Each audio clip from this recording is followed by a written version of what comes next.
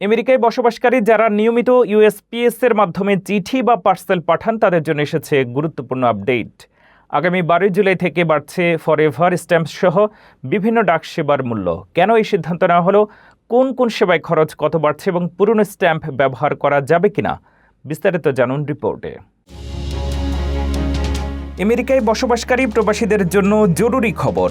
আপনি যদি চিঠিপত্র বা কোনো পার্সেল পাঠানোর জন্য ইউএস পোস্টাল সার্ভিস বা ইউএসপিএস ব্যবহার করে থাকেন, তবে পকেট থেকে বাড়তি ডলার খরচের জন্য প্রস্তুত হন। আগামী রবিবার 12 জুলাই থেকে আবারও বাড়ছে ফার্স্ট ক্লাস, ফরএভার স্ট্যাম্প সহ বিভিন্ন পোস্টাল সার্ভিসের দাম।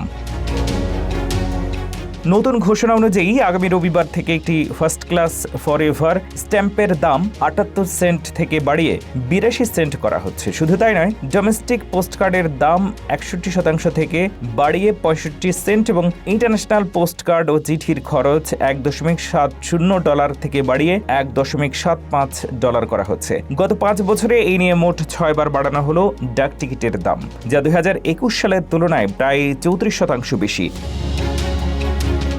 মূলত ইউএসপিএস এর বিশাল আর্থিক লোকসান সামাল দিতেই এই মূল্যবৃদ্ধির সিদ্ধান্ত।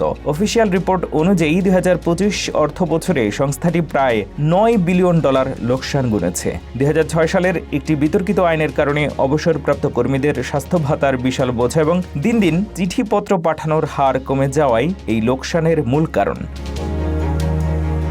এদিকে দাম বাড়লেও ইউএসপিএস এর সেবা নিয়ে মার্কিন আইন প্রণেতাদের মধ্যে তীব্র ক্ষোভ রয়েছে। মিজোরির রিপাবলিকান সিনেটর জশ হাউলি ও টেক্সাসের ডেমোক্রেট রিপ্রেজেন্টেটিভ ভেরোনিকা এসকোবারের চিঠি পৌঁছতে অস্বাভাবিক বিলম্বের কারণে ইতিমধ্যেই তদন্তের দাবি তুলেছেন। তবে সাধারণ মানুষের জন্য খারাপ খবর হলো, দাম এখানেই থামছে না। পোস্টমাস্টার জেনারেল ডেভিড স্টেইনার কংগ্রেসে জানিয়েছেন, আগামী 12 মাসের মধ্যে সংস্থাটির ক্যাশ টাকা ফুরিয়ে যাওয়ার ঝুঁকিতে রয়েছে। তাই এই ঘরে পুষিয়ে নিতে প্রতিটি ফরএভার স্ট্যাম্পের দাম ভবিষ্যতে 90 থেকে 95 সেন্ট পর্যন্ত করা হতে পারে। তবে স্বস্তির বিষয় হলো, 12 জুলাইয়ের আগে কেনা যে কোনো পুরনো ফরএভার স্ট্যাম্প দিয়ে নতুন দাম কার্যকর হওয়ার পরেও আগের মতোই চিঠি পাঠানো যাবে।